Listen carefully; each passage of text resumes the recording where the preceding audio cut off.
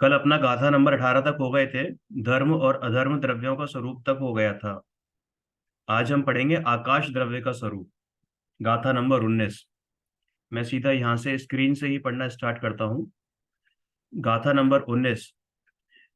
आकाश द्रव्य का स्वरूप व भेद बताते हुए इस गाथा में कहा गया है कि जो जीव आदि द्रव्यों को अवकाश देने में योग्य है वे आकाश द्रव्य है। यह दो प्रकार का होता है, लोकाकाश और अलोकाकाश। सामान्य कथन है, समझ में आता है सभी को। व्याख्या। अब ये देखिए, इसमें गाथा जो है निकालना ही पड़ेगा। इसमें गाथा में जिहड़म, जो प्राकृत में शब्द आया है ना, जिहड़म, जिहड़म का मतलब होता है जिनेन्द्र भगवान द्वारा कहे गए। जिनेन्द्र भगवान द्वारा कहे गए। अवगास दान जोगम जीवादीणम व्याणम आयासम जीर्णम। जो नेक्स्ट सेकंड लाइन का फर्स्ट वर्ड है जीर्णम। लोगागासम अल्लोगागासम इति दुविहिम। मतलब यही है कि जो जीव आदि पदार्थों को अवकाश देने में, यानी कि जितने भी ये जीव आदि पदार्थ यानी छह द्रव्य हैं, उन सबको, वो सब जहां जिसके आधार से रहते हैं। और जब हम ये बात करते हैं कि वो किसी के आधार से रहते हैं, तो ये व्यवहार से कथन है। निश्चय से तो प्रत्येक द्रव्य अपने स्वयं के आधार से होता है। व्याख्या में कहा है जीर्णम अर्थात जनेन्द्र देव द्वारा कहे गए उक्त कथन अंत दीपक का काम करेगा। अंत दीपक मतलब वो होता है कि कहा एक बार जाता है, मतलब दीपक मतलब ये होता है कि कहा एक बार जाता है, बाकी जगह उनको अपने आप लगा लेना। जैसे नमो लोए सब साहुड़म, नमोकार मंत्र में। तो जो नमो यानी लोए जो शब्द है ना, नमो लोए, लोए सव्व, लोए सव्व, तो ये अंत दीपक है। तो नमो लोए सब अरिहंताड़म, नमो लोए सब सिद्धाड़म। तो इस तरीके से जो लोए शब्द है ये अंत दीपक हुआ, आखिरी में लगा। जैसे प्रकाश, किसी का घर है तो वो आप सबसे अंत में वो दीपक रख दे, तो उस तरीके से सब जगह उसका प्रकाश फैल जाता है। वैसे ही यहाँ पर जेठम यानी जनेन्द्र देव द्वारा कहा गया ये जेठम शब्द है वो लगेगा। अतः अर्थ होगा कि जो मैं अभी तक जीवादि द्रव्यों का स्वरूप बता रहा हूं वह मेरी कपोल कल्पना नहीं है, मेरे घर की बात नहीं है, मेरे मन की बात नहीं है।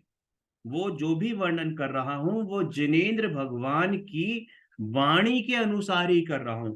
सर्वज्ञ देव ने जो कहा है, उनकी दिव्य ध्वनि में जो आया है, वही मैं यहाँ पर लिख रहा हूं।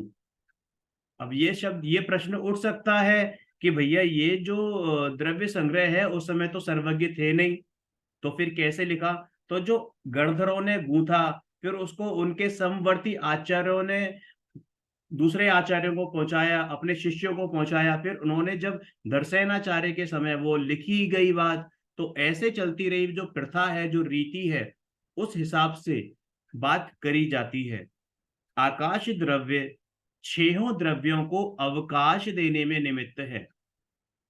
यह एक सर्वव्यापी, सर्वव्यापी का मतलब क्या होता है कि पांच द्रव्यों की तो सीमा है, लेकिन आकाश की कोई भी सीमा नहीं है।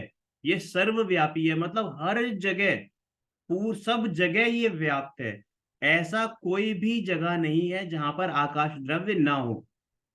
जीव पुद्गल धर्म अधर्म ये और काल, इनकी तो सीमा है कि ये लोकाकाश में ही रहते हैं मात्र।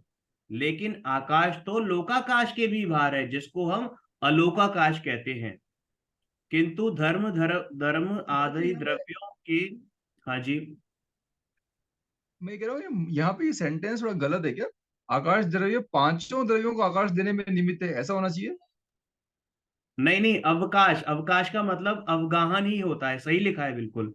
अवकाश कहते छह हैं। छह नहीं नहीं, नहीं मैं कह रहा नहीं, हूँ छहों द्रव्यों को की जगह पांच द्रव्य होना चाहिए ना। मतलब वो स्वयं को भी देता है, उस अपेक्षा से बात करी गई है। अच्छा। अब पांच भी हो तो ठीक। वो पांच दूसरे अन्य पांच द्रव आ जाएगा, अन्य लगा देंगे हम उसमें। अदरवाइज वो अच्छा छह जो अच्छा। बात की वो अपने को भी बात करी गई है, उस अपेक्षा से बात करी गई। ओके ओके ठीक है। हम्म। तो यह एक सर्वव्यापी अखंड द्रव्य है, किंतु धर्म अधर्म आदि द्रव्यों की रहने की अपेक्षा आकाश के दो भेद हो गए, एक लोकाकाश और एक अलोकाकाश। 20वीं गाथा में इसका स्वरूप बताया है। क्या बताया है कि जीव पुद्गल धर्म अधर्म और काल, ये पांच द्रव्य जितने आकाश में रहते हैं वे लोकाकाश कहलाता है, और उस लोकाकाश के बाहर अनंत अलोकाकाश है। जितने स्थान में सभी द्रव्य रहते हैं वह लोकाकाश, और लोकाकाश के तीन भाग हमने छह डाला की पहली पंक्ति पहली ढाल में पढ़ा था, पहले सूत्र में क्या कि तीन भुवन में सार वीत राग विज्ञान था, मतलब तीन भुवन यानी तीनों लोक, ये तीन लोक हैं। लोक के तीन भाग हैं जिन्हें तीन लोक भी कहते हैं। कौन कौन से? ऊर्ध्व लोक जो सबसे ऊपर है, मध्य लोक जहाँ हम लोग रहते हैं, और अधोलोक जहाँ नारकी और अन्य निगोदी वगैरह रहते हैं। लोकाकाश के बाहर अनंत अलोकाकाश है, जहां आकाश को छोड़कर शेष द्रव्य नहीं जाते। लोकाकाश, लोकाकाश की बात हो रही है, वो असंख्यात प्रदेशी है। और अगर हम अलोकाकाश को भी मिला लें, यानी लोकाकाश प्लस अलोकाकाश, यानी आकाश जो द्रव्य है वो अनंत प्रदेशी है ना, जिसमें से लोकाकाश असंख्यात प्रदेशी है और इसमें अनंत जीव रहते हैं। लोकाकाश के असंख्यात प्रदेशों के बराबर असंख्यात काल अणु, कालाणु का मतलब काल अणु, लोकाकाश के हर प्रदेश पर रत्नों की भांति एक एक काल का अणु विद्यमान है। यानी जितने असंख्यात लोकाकाश के प्रदेश हैं उतने ही काल के अणु हैं, उतने ही बराबर काल के अणु हैं। और काल अणु एक प्रदेश होता है, एक प्रदेश ही होता है काल। तो यानी कि मान सकते हैं, कह सकते हैं कि जितने असंख्यात लोक लोक के प्रदेश हैं उतने ही काल हैं, यानी काल के अणु हैं। जीव से अनंत गुणे, अनंत गुणे पुद्गल है, यानी जीव अनंत तो पुद्गल अनंतानंत। जबकि धर्म अधर्म द्रव्य एक एक होते हैं और आकाश तो एक ही है। आकाश द्रव्य को विशिष्ट अवकाश दान शक्ति से, अवकाश दान शक्ति का मतलब अवगाहन देने की शक्ति, यानी वो द्रव्यों को रहने की जगह देता है कि शक्ति से उपरोक्त अनंत द्रव्य उसी प्रकार लोकाकाश में समा जाते हैं, जैसे एक दीपक के प्रकाश में अनेक दीपकों का प्रकाश समा जाता है। मतलब क्या बता रहे हैं, अब दीपक तो नहीं चलते, लेकिन यहाँ पर जैसे अभी यहाँ पे ट्यूबलाइट है, तो यहाँ पे अगर एक ट्यूबलाइट जल रही है, एक CFL जल रही है, और यहाँ पर 20 CFL आ जाए, 50 CFL आ जाए, तो भी वो इसी कमरे में समा जाएंगी। मतलब ऐसा नहीं कि वो प्रकाश जो है वो घर तोड़ के बाहर निकल जाएगा, वो उसी जगह समा जाएंगे। तो वैसी ही शक्ति लोकाकाश में के प्रदेशों में होती है कि मतलब उसको सारे द्रव्य एक जगह समा सकते हैं, ऐसी शक्ति होती है कि आकाश द्रव्य को विशिष्ट अवकाश दान देने से, अवकाश दान शक्ति से उपरोक्त अनंत द्रव्य उसी प्रकार लोकाकाश में समा जाते हैं, जिस प्रकार एक दीपक के प्रकाश में अनेक दीपकों का प्रकाश समा जाता है। चूंकि आकाश द्रव्य अमूर्त है, तो अमूर्त आकाश में अमूर्त जीव भी आ जाते हैं, अमूर्त धर्म भी आ जाते हैं, अधर्म और बहुभाग अधिकांश पुद्गल सूक्ष्म रूप से आकाश में व्याप्त हैं। और पुद्गल दो प्रकार का होता है, ये हमने पढ़ा था, सूक्ष्म और स्थूल। सूक्ष्म क्या होता है? परमाणु। और स्थूल क्या होता है? स्कंद। ठीक है। अल्प, इसमें अनंत पुद्गल सूक्ष्म परमाणु रूप में है और वह अल्प भाग में स्थूल स्कंद है। अल्प भाग में बचे हुए स्कंद लोकाकाश में समा जाते हैं। इसके पश्चात ये क्या कह रहे हैं कि मतलब इसका ये तात्पर्य है कि इस लोकाकाश में एक भी क्षेत्र, एक भी प्रदेश ऐसा नहीं है इस लोकाकाश का जहां पर छहों द्रव्यों में से एक द्रव्य की भी कमी पेशी हो। एक द्रव्य की भी, कि कहीं पांच द्रव्य मिल जाएं साहब, आकाश तो है ही, लेकिन हो सकता है कहीं पुद्गल नहीं हो सकता है कहीं धर्म नहीं हो सकता है कहीं अधर्म नहीं हो, ऐसा नहीं है कदापि। कहीं भी एक भी प्रदेश खाली नहीं है ना। और ये पूरा लोकाकाश आकाश से तो भरा ही है। एक प्रदेश में पुद्गल भी नहीं, ऐसा नहीं है कि एक भी प्रदेश में पुद्गल नहीं है, ठसाठस भरे हुए ठसाठस। इसके पश्चात 21वीं गाथा में काल द्रव्य का स्वरूप बताया है। अभी हमने आकाश पढ़ लिया, अब ये अंतिम है काल द्रव्य। काल द्रव्य का स्वरूप नयों के अनुसार बताते हुए इस गाथा में कहा है।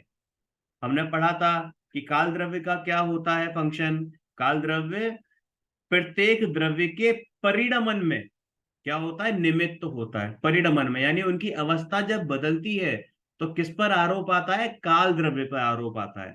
क्योंकि काल द्रव्य खुद भी परिणमित होता है और दूसरे द्रव्यों के परिणमन में भी उस पर आरोप आता है। जो द्रव्यों के परिणमन रूप है और परिणाम आदि से जाना जाता है वह व्यवहार काल है। जो द्रव्यों के परिणमन रूप और परिणाम आदि से जाना जाता है, जैसे पर्याय चेंज हो रही है ना, कि भाई अब अभी ये थी, अभी ये मैं बचपन में बच्चा था, अब मैं प्रौढ़ हूं, और 10-12 साल बाद 15 साल बाद बुढ़ापा आ जाएगा। तो ये जो अवस्था हुई है ये क्या है, व्यवहार काल है। ये व्यवहार काल है क्यों, क्योंकि हमने उसकी गिनती लगा दी कि इतने साल पहले बच्चा, अब प्रौढ़, इतने साल बाद बुढ़ापा। ठीक है, तो ये गिनती जो हो गई तो वो क्या हो गया, व्यवहार काल हो गया। नीचे इसका दिया हुआ है कि मिनट, घंटा, दिन, महीना, साल आदि रूप व्यवहार काल कहलाता है। और पदार्थों में होने वाले परिवर्तन से हमें काल का बदलना पता चल जाता है।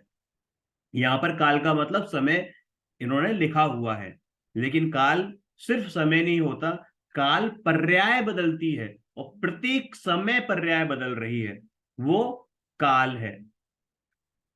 ठीक है।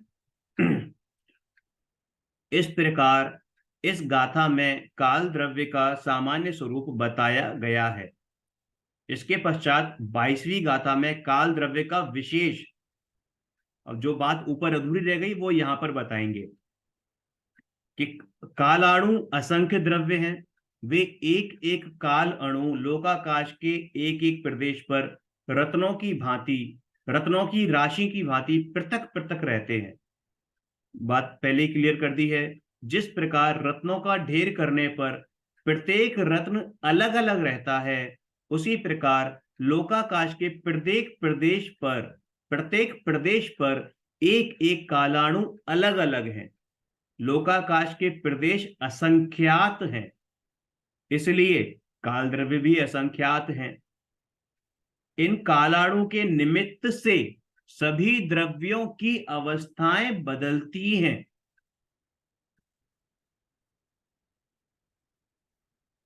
गाथा नंबर 23।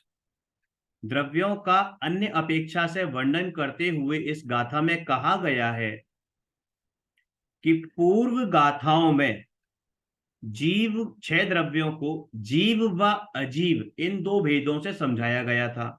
अब इन्हीं 6 द्रव्यों में काल द्रव्य को छोड़कर बाकी 5 द्रव्यों को पंचास्तिकाय जानना चाहिए। क्या मतलब है इसका, कि जिनका प्रदेश असंख्यात होते हैं, मतलब या तो एक प्रदेशी है या असंख्यात प्रदेशी, संख्यात असंख्यात प्रदेशी, मतलब जो एक प्रदेश से ज्यादा है, एक प्रदेश से ज्यादा है तो वो क्या कहला गए, वो आपके संख्यात भी हो सकते हैं, वो आपके असंख्यात भी हो सकते हैं, वो आपके अनंत भी हो सकते हैं। तो इन सबको एक नाम दिया गया है बहुप्रदेशी। क्या, या तो एक प्रदेशी होगा द्रव्य या बहुप्रदेशी होगा। तो जो बहुप्रदेशी द्रव्य हैं उनको पंचास्तिकाय कहते हैं। क्यों, क्योंकि वो 5 होते हैं नंबर में। कौन कौन से, जीव, पुद्गल की स्कंद रूप पर्याय, है ना, धर्म, अधर्म, आकाश, ये सारे जो हैं ये बहुप्रदेशी होते हैं। और पुद्गल का एक परमाणु वो एक प्रदेशी होता है। पुद्गल का एक परमाणु एक प्रदेशी होता है। बाकी के सारे द्रव्य, पांचों द्रव्य मतलब काल को छोड़कर, वो सब बहुप्रदेशी होते हैं। और पुद्गल की स्कंद रूप पर्याय भी बहुप्रदेशी है। मंगलाचरण की गाथा में चेतनता की उपस्थिति व अनुपस्थिति के आधार पर हमने ये जाना था कि दो विभागों में किए थे, जीव व अजीव, ये हम पढ़ चुके हैं, उसका रिवीजन ही आ रहा है। इस गाथा में उन द्रव्यों को प्रदेश की अपेक्षा अस्तिकाय और अनास्तिकाय में बांटा गया है। इसमें काल द्रव्य अनास्तिकाय है, अनस्तिकाय है। और शेष जीव, पुद्गल, धर्म, अधर्म और आकाश, ये पांच द्रव्य अस्तिकाय कहे जाते हैं। अब यहाँ अस्तिकाय का स्वरूप बताया जा रहा है। क्या स्वरूप बताया है? क्योंकि अस्थि का मतलब क्या होता है? अस्तित्व बताने वाली, एग्जिस्टेंस बताने वाली, प्रेजेंस बताने वाली। अस्थि यानी है है। और काय का मतलब है बहुप्रदेशी। जैसे काय बहुप्रदेशी होता है, काय मतलब शरीर, है ना।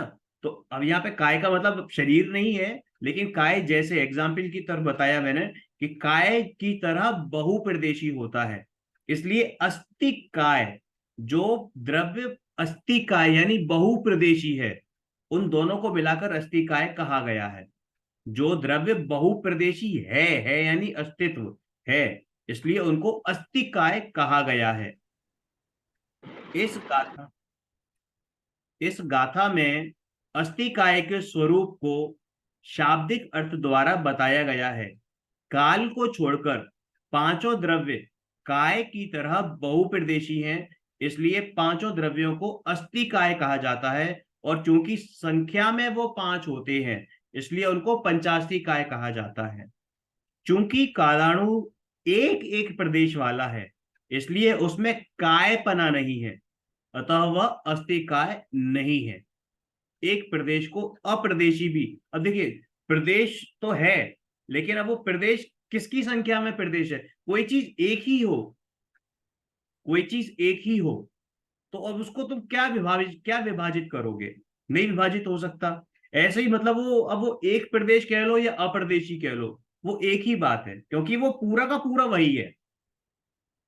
जैसे आप समझ सकते हैं कि जैसे एक देश है, देश हिंदुस्तान है, हिंदुस्तान में 29 स्टेट्स या यूनियन टेरिटरी सब मिलाकर सब बना है, तो स्टेट्स है। लेकिन कई ऐसे देश हैं जिनकी स्टेट नहीं है, जिनको स्टेट्स में डिवीजन नहीं कर सकते, क्योंकि वो हैं इतने छोटे। तो उनको ये नहीं कह सकते ना कि वो स्टेट है। वो खुद में अपने आप में स्टेट भी है और कंट्री भी है। इस इसलिए उनको स्टेट न कह के वो एक ही माना गया, इसलिए उसको अप्रदेशी कहा है। तो वैसे ही यहां पर लिया है कि अप्रदेशी। इस प्रकार इस गाथा में अस्तिकाय अनस्तिकाय का सामान्य कथन कहा है। इसके पश्चात 25वीं गाथा में क्या कह रहे हैं? काय और छहों द्रव्यों के प्रदेश के संबंध में विशेष चर्चा की जा रही है।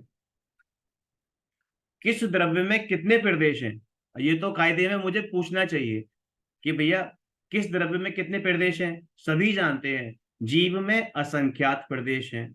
पुद्गल परमाणु एक प्रदेशी है, और जब वो स्कंद हो जाते हैं तो दो प्रदेशी भी हो सकता है, यानी संख्यात भी हो सकता है। 2, 50, 100, 1000 जितने भी संख्यात बन सकते हैं। परमाणु जब जुड़ेंगे एक दूसरे के साथ तो संख्यात भी हो सकते हैं, वो असंख्यात भी हो सकते हैं, और महास्कंद में अनंत प्रदेशी भी हो सकते हैं। ठीक है, ये समझ में आ गया। आकाश के अनंत प्रदेश है, जिसमें लोकाकाश जो का जो भाग है, लोकाकाश जो उसका भाग है, वो असंख्यात प्रदेशी है। धर्म एक प्रदेशी होता है, अधर्म एक प्रदेशी, सॉरी, धर्म के असंख्यात प्रदेश होते हैं। जितने लोकाकाश के प्रदेश हैं, उतने ही धर्म द्रव्य के असंख्यात प्रदेश हैं। मैं गलत बोल गया था। धर्म और अधर्म द्रव्य के भी असंख्यात प्रदेश होते हैं, जितने लोकाकाश के प्रदेश हैं। और काल एक एक होता है, संख्या में काल उतने होते हैं जितने लोक के असंख्यात प्रदेश हैं।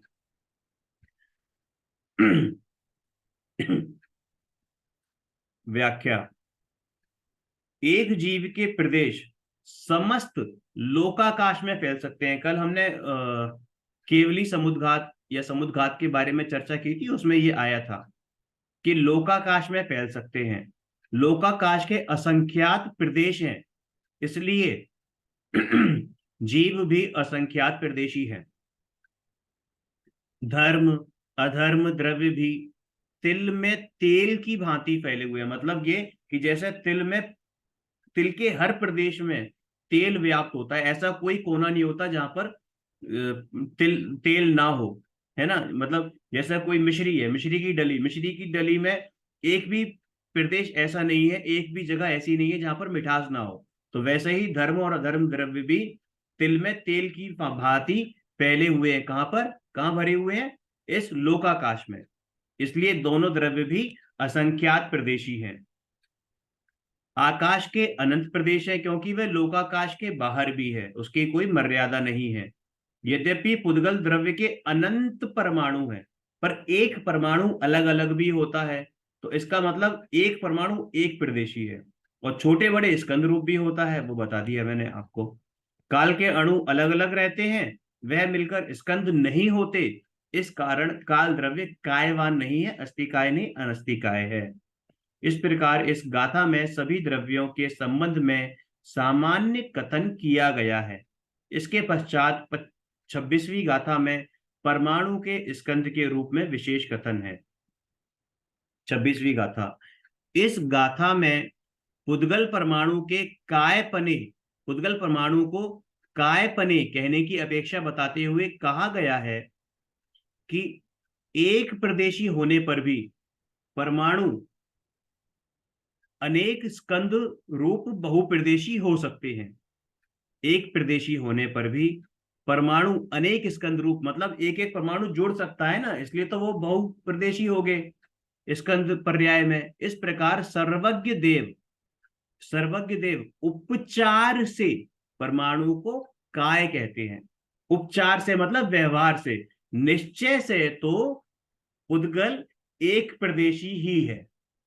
समझ में आया? और निश्चय से तो परमाणु की कोई काय भी नहीं है, क्योंकि वो एक प्रदेशी है। लेकिन क्योंकि वो बहुप्रदेशी हो सकते हैं, उसमें ऐसी क्षमता है। पुद्गल, पुद्गल, पुद्गल, पुद का मतलब होता है जुड़ना, और गलने का मतलब बिछुड़ना। तो जो द्रव्य जुड़ने और बिछड़ने की शक्ति रखता हो, उसे पुद्गल कहते हैं। वैसे ही यहां पर बता रहे हैं कि पुद्गल का एक एक परमाणु जुड़ भी सकता है और अलग भी हो सकता है। तो जो परमाणु जुड़े वो स्कंद बन गया, और स्कंद बहुप्रदेशी हो गया, और इसलिए उसकी काय काय कहा गया है उपचार से।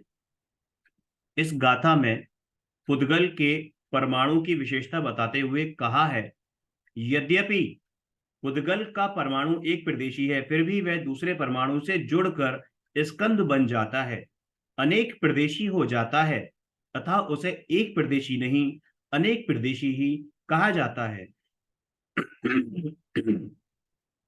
अनेक प्रदेशी को ही कायवान कहा जाता है, किंतु काल के अणु में स्कंद रूप होने की शक्ति नहीं है। वह मोती की माला में स्थित मोतियों की तरह भिन्न भिन्न ही रहते हैं। अतः वह सदा एक प्रदेशी ही रहने के कारण कायवान नहीं है, अस्तिकाय नहीं है, अनस्तिकाय ही है।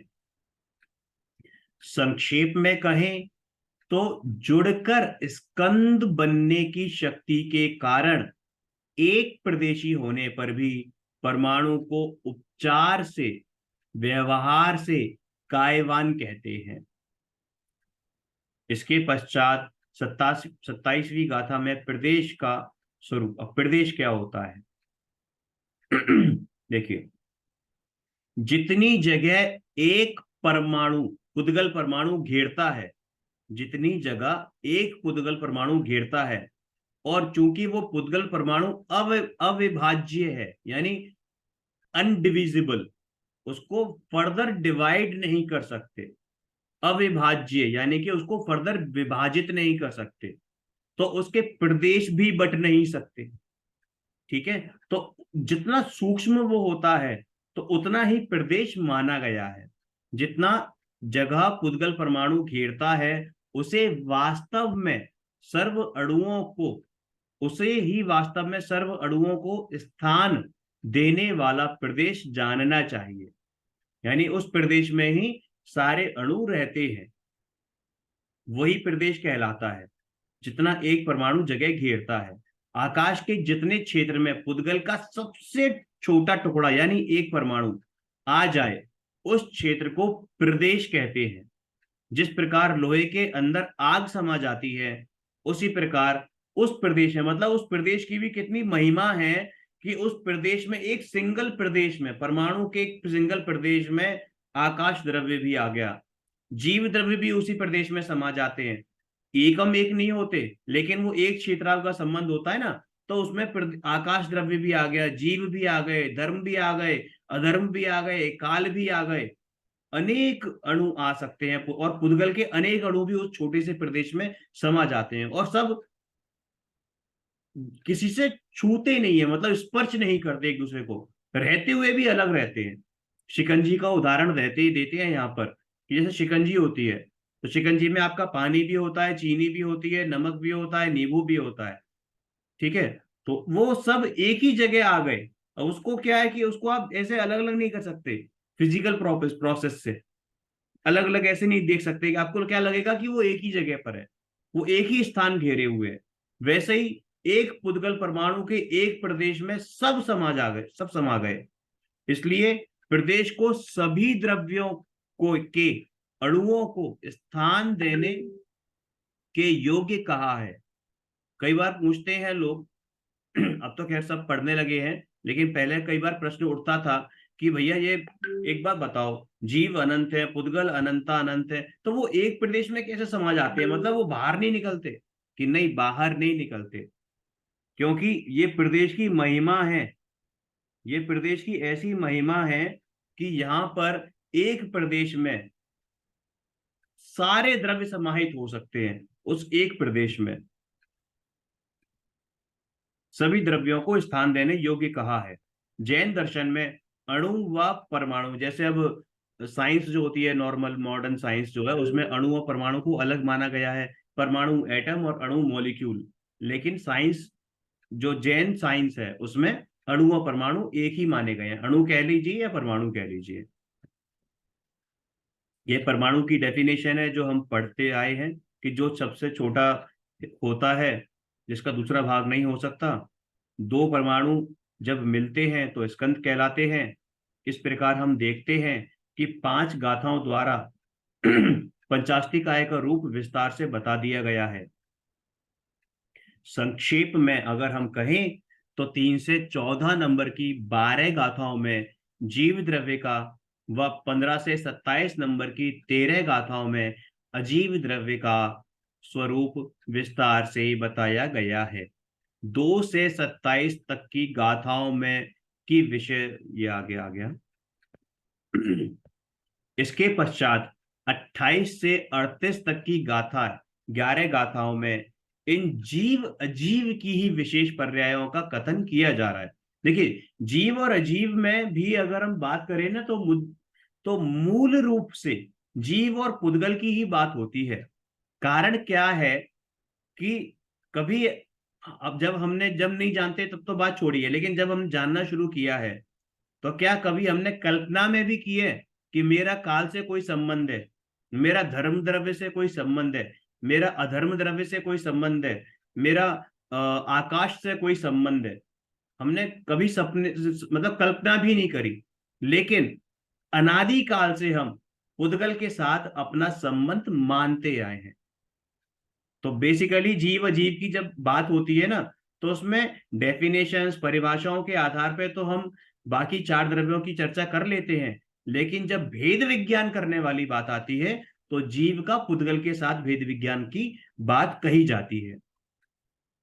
जीव अजीव के संयोग होने पर विभाव पर्याय होती हैं, और संयोग का अभाव होने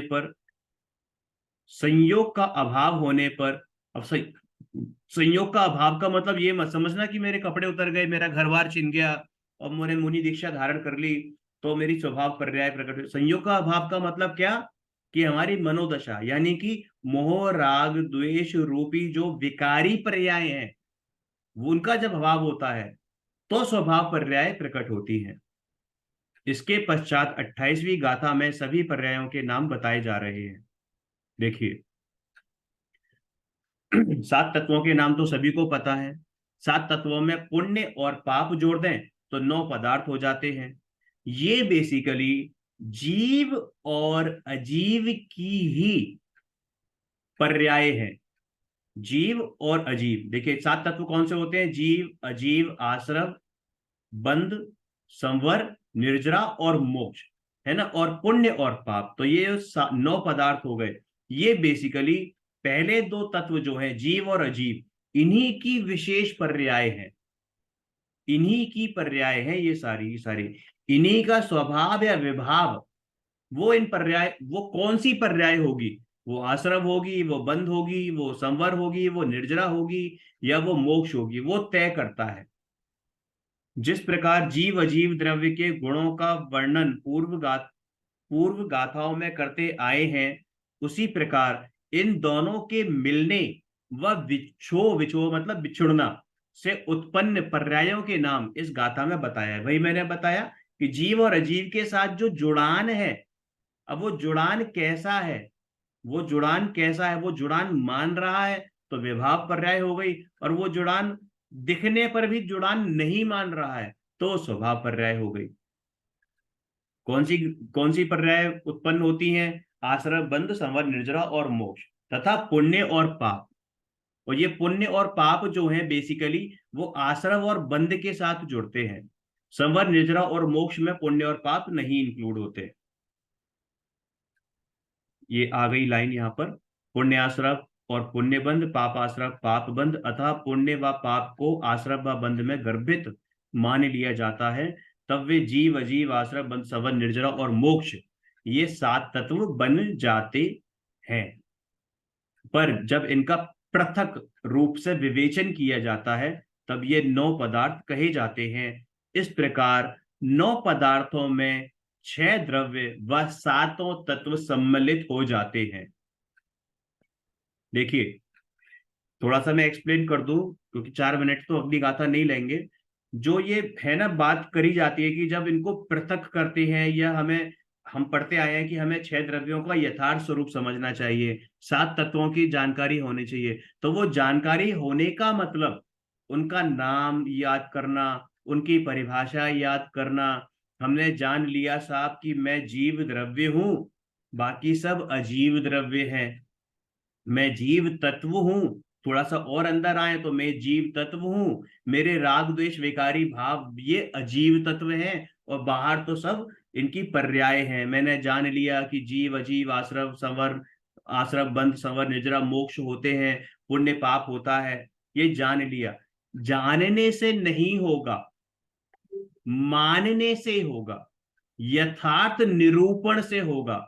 जब भावना अंदर चलेगी ना कि मैं जीव तत्व हूं, तो ये जीव तत्व का सच्चा स्वरूप क्या है, और ये भूल कहाँ हो रही है, जब ये पता चलेगा, और जब हमें ये पता चलेगा कि भूल कहाँ हो रही है, तो हम उस भूल को दूर करने का प्रयास भी करेंगे। ठीक है, तो ये होता है सम्यक श्रद्धान या सच्ची श्रद्धा। किसकी, 6 द्रव्यों की और 7 तत्वों की।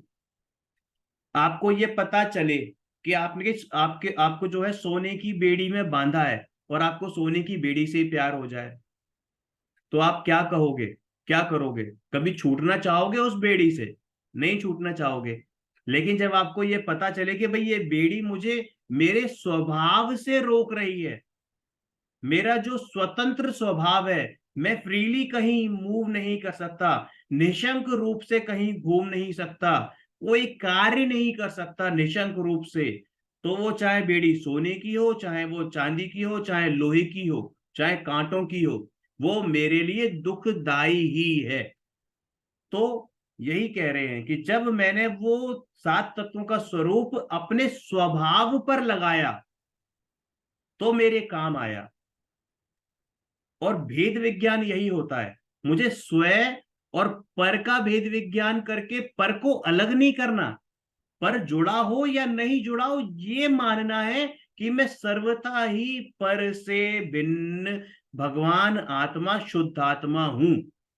और जब जिस दिन ये निर्णय होता है, बोलना बड़ा आसान है, मैंने पढ़ दिया, आपने पढ़ दिया, अध्यापकों ने पढ़ा दिया, पर जब ये निर्णय होता है अंदर से, तभी ये सम्यक श्रद्धा होती है। और जब सम्यक श्रद्धा होती है, तो जो अंदर के जो विकारी परिणाम है, वो भी अपने आप धीरे धीरे धीरे धीरे धीरे करके खत्म होने लगते हैं। ठीक है। बाकी का हम कल पढ़ते हैं।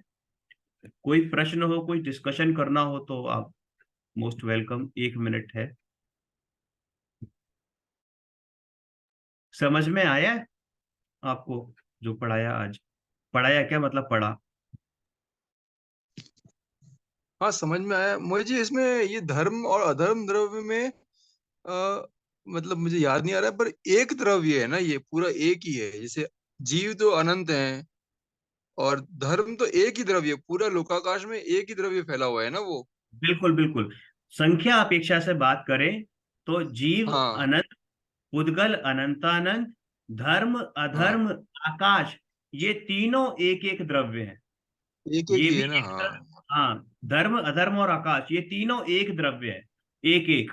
ठीक है। हम्म और काल उतने हैं जितने लोकाकाश के प्रदेश। ठीक है, ठीक।